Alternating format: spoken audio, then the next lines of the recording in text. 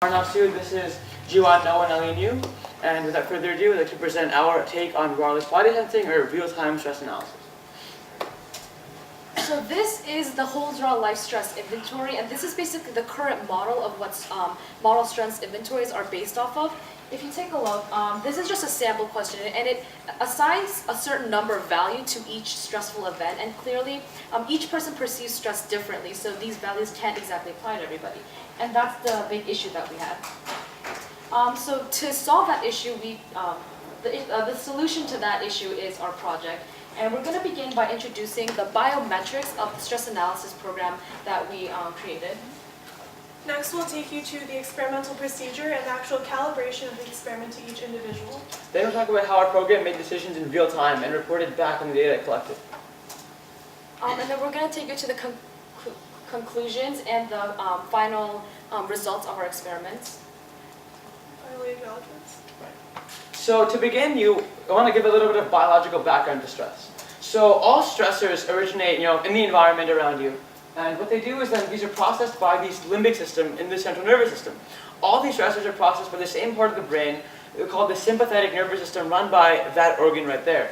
So that results in a number of different variables. Your sweat glands you're starting to sweat, your heart's racing, your pupils dilate. All of these different responses come from the same part of your brain. So we chose two of these to study, and we studied them using a device called the shimmer mode, which actually I think we have is a small portable mode, like so. You can wear this and connect electrodes to your skin, and it collects all these data using Bluetooth. And it's sent to actually a program called MATLAB, where we process the data and send emails based on how stressed you actually were. The first biometric that we chose is a galvanic skin response, which will be called GSR from now on. It's measured via skin electrodes, which are connected to the third and fourth fingers of either hand. It's the inverse of conductance. So how GSR works is that when the body is more stressed out, you sweat more and secrete more hormones. It's very subtle, so you won't probably notice it. But the electrodes pick up on these very subtle signals, and that over there is just a sample graph of what raw GSR data looks like. So there are basically two components to GSR, the tonic and phasic parts. The tonic is basically the baseline GSR, and the phasic is the fluctuations in GSR based on various environmental stimuli. And you can see in the graph here that the gray part represents the tonic and the blue part represents the phasic. So with this data, we can actually further analyze GSR with stress. We can look at amplitude, frequency, to again relate stress levels with GSR. And GSR was only one of the two biometrics we chose to analyze. The second is the electrocardiogram, or ECG. The ECG basically maps electrical activity in the heart. And ECG is broken down into waveforms, and you can see one here. Each waveform is then broken down into three components. The first, the P wave, represents the initial propagation of electrical signal from the sinal atrial node in your atrium. Next, the QRS complex represents the depolarization of the ventricles in your heart. And finally, the T wave represents the repolarization of the rest of your heart. And here we have a graph of a more complete ECG. So the heart of our project was a system for delivering email alerts based on all these different signals, your GSR from your skin, the ECG from your heart, that all coalesced into a decision of whether or not to send an email. So what we found is that the first and most dominant variable is your GSR. And if your skin conductivity is above a certain level, then there's a problem, and an email should be investigated further. Based upon that, we then looked at your ECG. ECG varied less strongly with stress, and it wasn't as reliable. So we used it to check the GSR, not as a trigger, but as a secondary checkpoint to see, all right, is there really a problem here, or is this just a nuisance alert?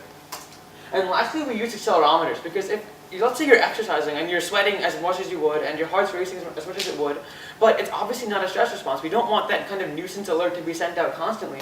So we use this device's in-bin accelerometer to check if you're accelerating between 1 and 2 Gs. That's normal exercise range. And only if you're not in normal exercise range will an email be actually sent. Or to parallel this visually, it all adds up. So once all of these three conditions are met, will you have the actual email alert. We used three different kinds of software. We began with the shimmer mode, which, as Arnav showed before, it's really small. So if you can't see it in the background, that's a good thing. We moved that to the Shimmer Connect software, which goes hand in hand with the Shimmer Mode. All that does is collect the data and puts it on the screen for us. And this is an example of just what it looks like. So on the left side, the red, green, and yellow lines are basically the accelerometer data. So basically when the accelerometer moves around, the lines there will show, it will show, and that's how we measured whether the mode is being moved or not. We sent that to MATLAB, which is a computational software. You input a code in the big window, and you run the program, and the program that you ran pops up. In this case, it was an ECG graph, and that's what shows up. Finally, we use LaDaLab to analyze GSR data. It's a decomposition tool that basically breaks up the GSR signals into a visually pleasing diagram. So you can see the tonic and phasic parts in that diagram, and it's also more, it's just a clearer visual of what we tried to study. So now we're going to go into the actual experimentation we use to test our program and the data collection process. So all of you have 1 minute to memorize the following pattern of colors. Go. Okay, you don't actually have to memorize it. That would be terrible. But that is just a snippet of what we had our participants do for our data collection. We basically analyzed stress as a mental exertion, and we established 3 stress levels. We basically had the participants complete a series of 3 tests, and the 3 tests were separated by 2-minute intervals where they were allowed to return to their baseline stress values. Each test was then composed of 3 components. First, they had to memorize a pattern of colors and a series of numbers. Then they were to complete a short mathematics quiz. And finally, they were given 1 minute to recall the colors and numbers they just memorized. And in order to establish the 3 stress levels, we tried increasing the stress of each test by decreasing the time and increasing the difficulty of the math questions. So I just explained how galvanic skin response was collected, but this is how it was analyzed. So again, this is a sample, this is subject 1's raw GSR data. You can see that there are 3 different plateaus. So the first plateau corresponds to test 1, which was the easiest test, so the highest GSR values. The middle plateau, which is a little shaky, but still the middle plateau corresponded to test 2, which was a medium level test. And the last plateau at the bottom right corner was test 3, which was the most difficult test. We moved that into LaDaLab, which which moved it into this program, and you can see that the data is a lot easier to see, and also it's more intuitive, because before increased stress meant a decreased graph, but now increased stress means an increasing slope, so it's easier to see. Okay, so what we're going to do is then analyze and break that down further. So the first thing we look at is this same graph reprinted again. And the first thing we look at is an increase, because this variable should respond consistently to increasing stress. You want to see a trend or pattern that shows you that there's really a reliable indicator that functions for increasing stress, and that's the first property of this graph. The second is stability over a given stress state. Like Karen mentioned, you want your indicator to be constant for a constant period of stress. Otherwise, you can't really judge how stressed you are based on the value of that variable. And as you can see, you clearly have peaks corresponding to different tests, which again confirms that, yes, this variable is consistent. And lastly, you have these regions of change. You have roughly in the middle there, 200 seconds, and again towards the right-hand side of the graph, you have a sharp and very distinct rise from one state to the next.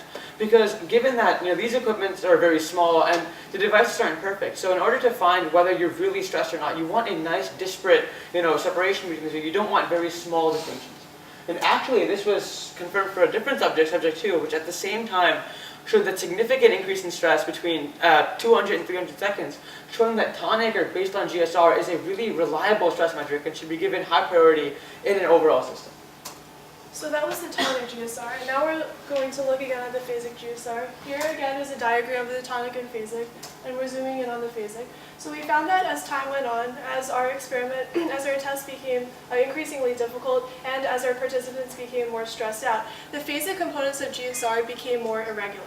And this is very valuable because we can use existing mathematical formulas that we've already applied to ECG, and we can use that to analyze the phasic components of GSR in order to relate GSR to stress levels. Right, so now we have the ECG, and ECG data was inherently harder to process. The waveform, like Eileen said, is very noisy. It's got a lot of information in that one dense picture. So the first thing we have to do is clean it up. So on top you actually have an excerpt of subject 1's ECG data. And as you can see, that baseline is wandering, which is really not a desirable outcome. Because those sharper peaks that are almost vertical, those R peaks, those are what you're looking for. Those are the heartbeats. And they're confounded with those, gentler sloping peaks, which are, let's say a higher one is equivalent to a lower R peak and they have the same amplitude. That's not going to, sit well with the data. So what we did was we used what's called a fast Fourier transform. So we took this original signal and plotted it with frequency versus power. And the power for each frequency was the share of the overall signal that frequency represented, its dominance of the signal. So by cutting out the lower and less dominant frequencies, we ended up with this corrected version here where everything is normalized to the same baseline. And that way you can easily see, that this is an R peak and a heartbeat and this is not.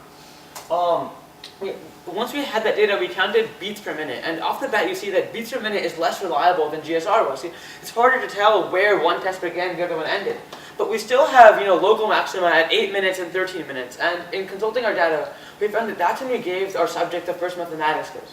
So we found that, something that was confirmed with the literature, that math is inherently more stressful than memorization and recall.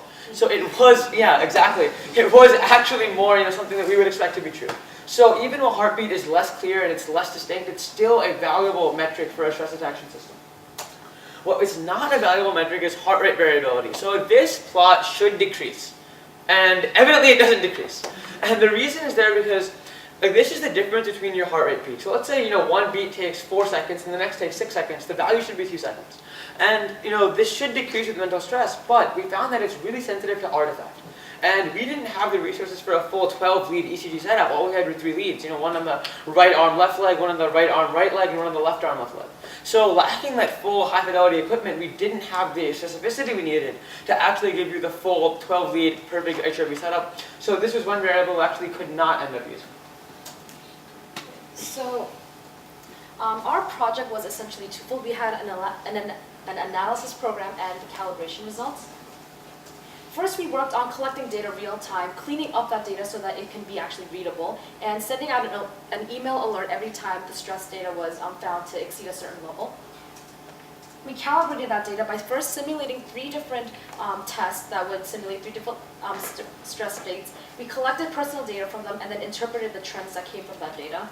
And finally, we hope that that we can use this program to facilitate diagnoses of perhaps anxiety disorders or to just keep better track of stress levels throughout the day, promote understanding between patients, doctors, and just themselves, and personalize that data so that because everyone responds so differently, they have their own program that they can rely on. So after we created this program and we tested with our experiment, we came up with a list of things that could be improved upon. The first is to improve the experiment itself.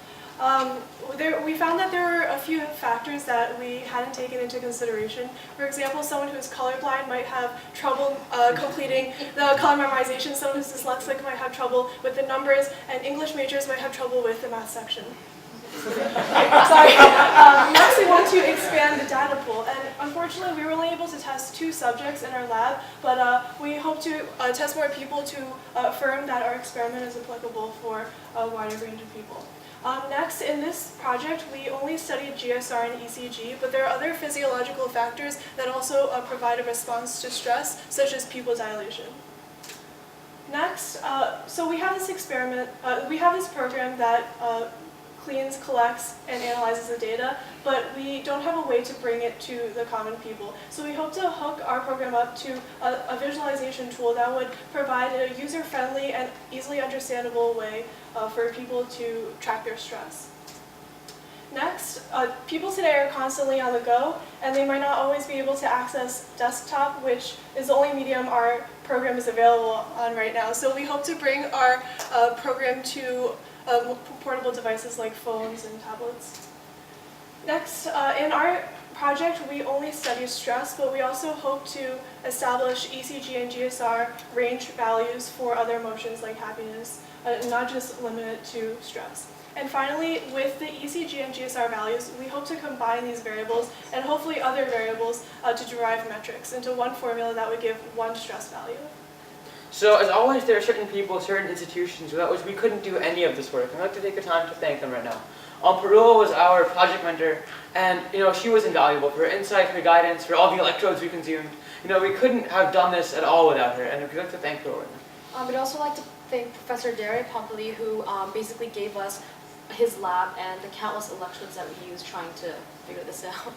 Also our project RTA Elise Trevette, who shuffled us from our dorms to the labs and back a couple hundred times and was always there to help us with our paper and projects.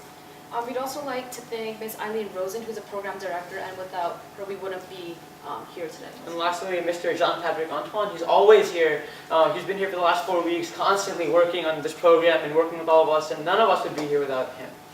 And finally, the NJGSET 2013 sponsors, Rutgers University, State of New Jersey, Morgan Stanley, New Jersey Resources, South Jersey Industries, PSE&G, and the GSET alumni community. So it's been a long day. This concludes our presentation, and we'd be happy to answer your questions.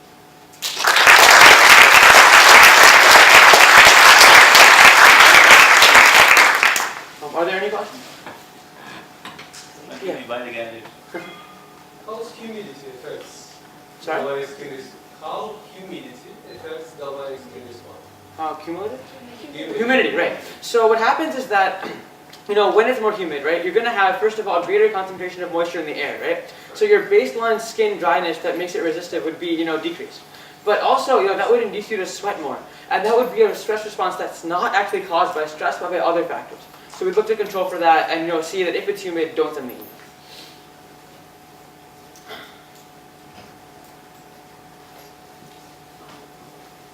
Yeah, go ahead. It's a good topic. So when do you think we can buy these gadgets? Oh, we can tell you. The shimmer mode itself is actually for research purposes, which is why we connect like wires and stuff to it. So the shimmer mode itself probably isn't accessible right now. But if you think of Nike wristwatches, which keep track of I think heartbeat, something similar like that. It's not developed yet, but in the future it can be developed to keep track of that. So imagine wearing a watch all day long. People do it all the time, so it's not too much. Right, and also the equipment itself, like Karen said, is just for research purposes. The leads aren't very accurate. The equipment itself isn't very sensitive, so right now it's just for research purposes. You look at people's subjective stress levels. Right. So we actually did not want to look at subjective stress level for the purpose that if you do that, right, and you use that to check your actual data, then you're again using that subjectivity and confirming what the response should be.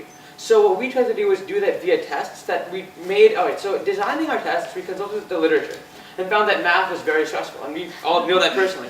But we also looked for colors because we realized that stuff like vocabulary and memorization, or not like vocabulary, for example, is past knowledge. If you know the word, it's going to be less stressful to you than if you don't know the word. But memorization of colors is something that's everyone's in the same playing field. No one knows the colors in advance. So that's why it's the same degree of mental exertion for everyone instead of just knowing the words in advance.